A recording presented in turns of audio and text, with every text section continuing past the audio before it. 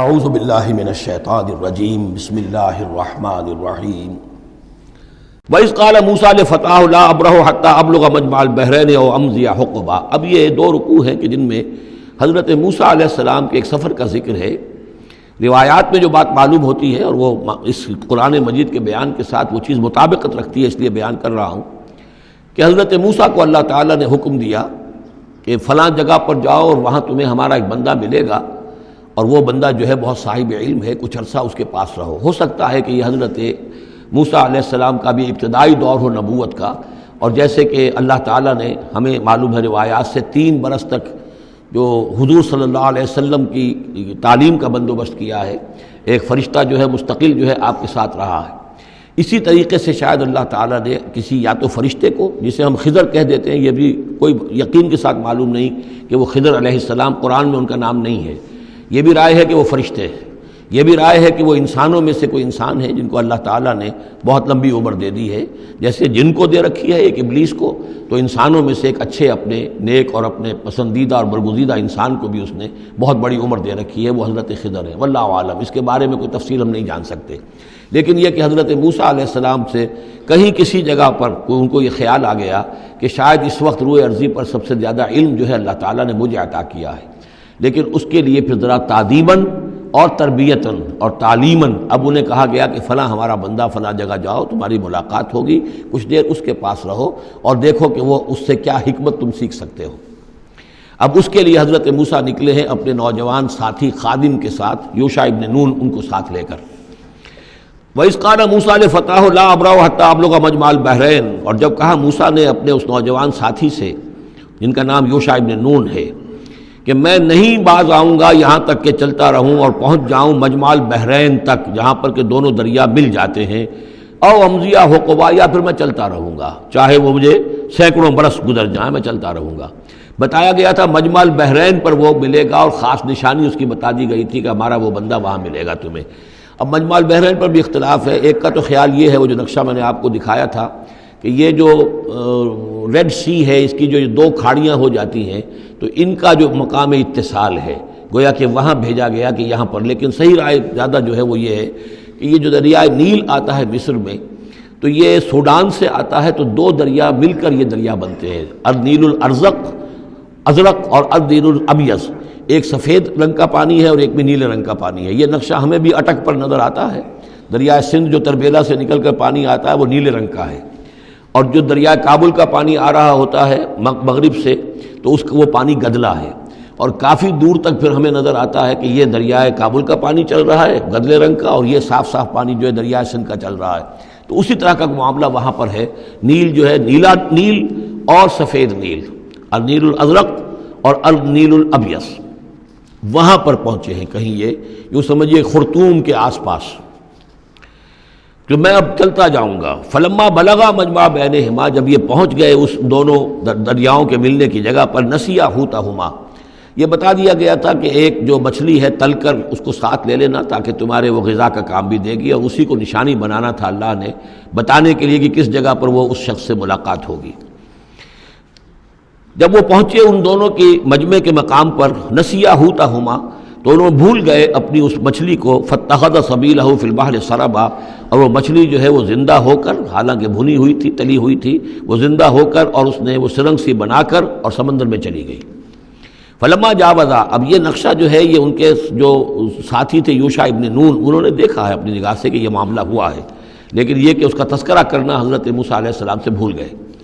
فلما جاوزا، جب وہ وہاں سے آگے نکل گئے، قال لفتاہ آتنا غداءنا، انہوں نے اپنے اس نوجوان ساتھی سے کہا، خادم سے، کہ بھائی ہمارا وہ کھانا لے آؤ، ناشتہ لے آؤ، لقد لقینا من سفرنا ھذا نصبا، اب ہمیں اس سفر سے کوئی تکان طاری ہو گئی ہے، ایگزاسشن ہو رہی ہے۔ اور یہاں یہ نقطہ بیان کیا ہے مفسرین نے کہ چونکہ اس اصل مقام سے آگے نکل آئے تھے اس لیے اب تکان ہوئی ہے، ورنہ جو مقام تک پہنچنا تھا وہاں تک انہیں تکان کا کوئی احساس نہیں ہوا۔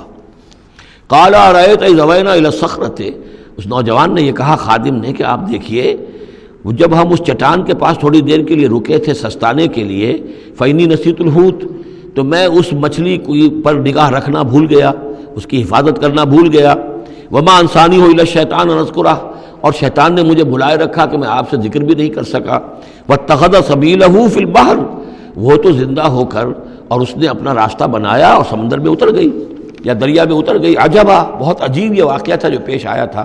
قال ذالک ما کنا نبغی، اب حضرت موسیٰ نے کہا اسی کے تو ہم تلاش میں تھے، یہی تو نشانی بتائی گئی تھی کہ یہاں پر، اب چلو واپس وہیں. فارتدا علی آثارہما قصصا، تو وہ اب لوٹے اپنے نقوش پا کو دیکھتے ہوئے، چونکہ وہیں پہنچنا ہے اب جہاں پر کہ وہ مچھلی جو ہے وہ زندہ ہو کر اور دریا میں اتر گئی تھی.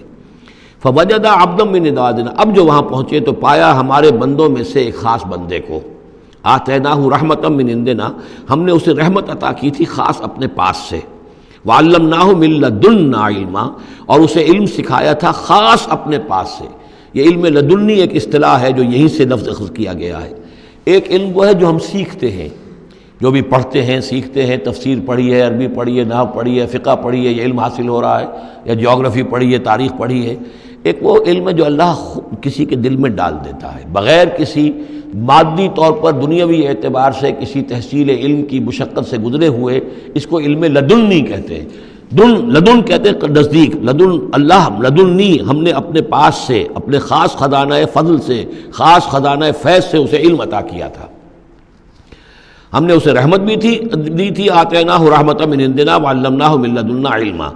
قال لہ موسیٰ، ان سے کہا موسیٰ نے، هل اتبعک، اگر آپ اجازت دیں تو میں کچھ عرصہ آپ کے ساتھ رہوں، علی ان تعلمنی مما علمت رشدا، لیکن اس لیے اس شرط کے ساتھ کہ آپ مجھے بھی سکھائیں کچھ جو آپ کو علم دیا گیا ہے اور جو بڑی سعادت مجھے اللہ نے بتایا ہے کہ آپ کو اللہ نے بڑا عقل، بڑی سمجھ بوجھ اور بڑی حکمت عطا کی ہے.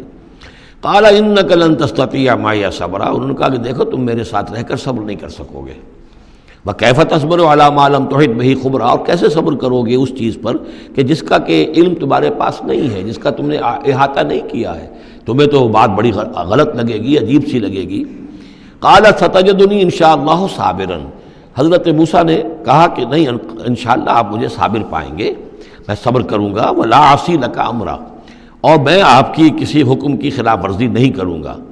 اب دیکھیے یہاں انشاءاللہ صبر کے ساتھ تو آ گیا، ولا عاصی لک امرا، آپ کے حکم کی خلاف ورزی نہیں کروں گا. یہاں انشاءاللہ نہیں آیا ہے اور اسی میں خلاف ورزی ہو گئی.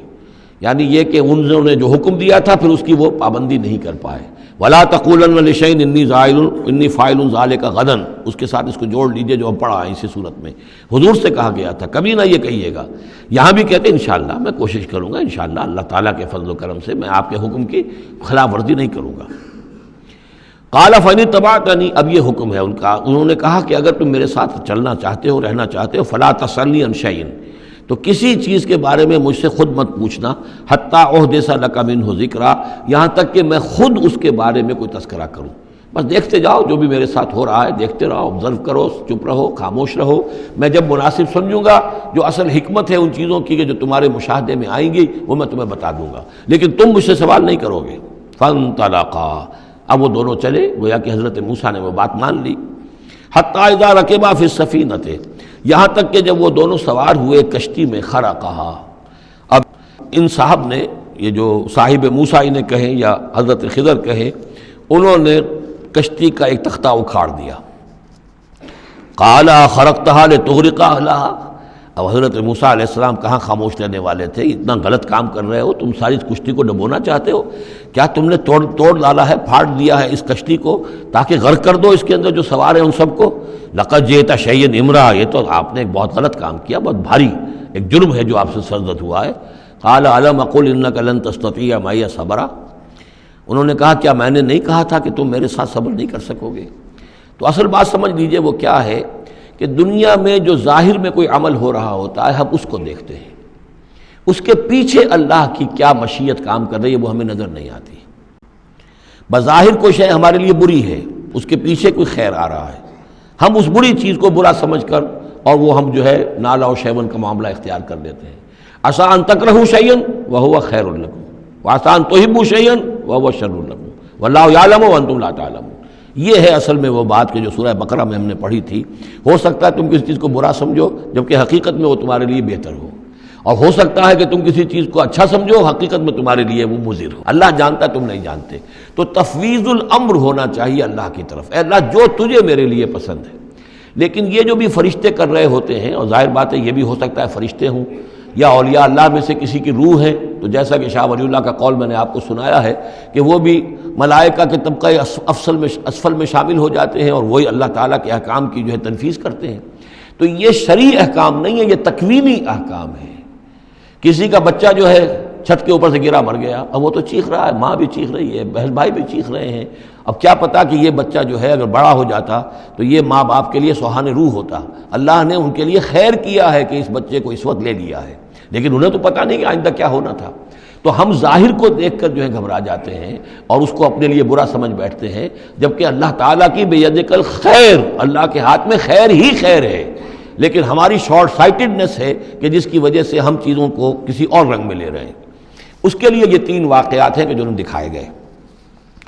قال لا تؤاخذنی بما نسیت ولا ترہقنی من امری عسرا، تو انہوں نے کہا، حضرت موسیٰ نے عرض کیا لا تؤاخذنی بما نسیت، مجھ سے مواخذہ نہ کیجئے اس پر کہ میں بھول گیا کہ میں نے آپ سے وعدہ کیا تھا کہ میں آپ سے کوئی سوال نہیں کروں گا، ولا ترہقنی من امری عسرا، اور نہ دباؤ ڈالیے مجھ پر میرے معاملے میں کچھ زیادہ سختی نہ کیجئے، ایسا نہ ہو کہ ایک ہی دفعہ کی میری اس غلطی کے اوپر کہتے ہیں جاؤ اب یہاں سے، بلکہ ذرا یہ نرمی کیجئے۔ صدق اللہ العظیم۔